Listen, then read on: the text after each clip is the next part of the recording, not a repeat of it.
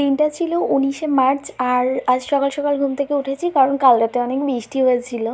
আজ দাদা বৌদি দিরাগমনে যাবে। আর ঘুম থেকে উঠেই আমি যেটা রোজ করে থাকি, সূর্যদেবকে প্রণাম করি, দেন আমি বিছনা ত্যাগ করি। জানো তো, কাল রাতে আমাদের এখানে এত বৃষ্টি হয়েছে যে কাল রাত থেকেই কারেন্ট নেই। তাও একবার বিছনাটা গুছিয়ে ভাবলাম যে দেখি কারেন্ট এসছে কিনা, তাও দেখি কারেন্টটা আসেনি।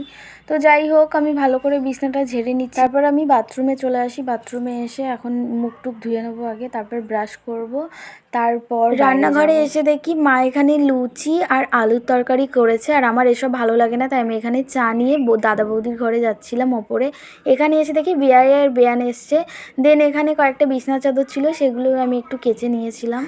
যাই হোক, জামা কাপড় কাচার পর ভাবলাম যে তোমাদের সাথে একটু আড্ডা দেব, কিন্তু কাজই শেষ হচ্ছিল না, যে কি বলবো, আড্ডা দেওয়ার সময়টাই নেই। তারপর ভাবলাম যে জামা কাপড় কাচতে কাচতে আমি একটু দাদা বৌদির ঘর থেকে ঘুরে আসি। দেখি এখানে দাদা বৌদি রেডি হয়ে গেছে, আর মা এখানে বৌদিকে আলতা পরিয়ে দিচ্ছে, কারণ আজ বৃহস্পতিবার, আলতা ছাড়া বাড়ি থেকে বেরোতে নেই। তো যাই হোক, সবাই চলে যাচ্ছে আর আমার একটু মন খারাপ করছে। তো কি করব, আর ওদের তো যেতেই হবে।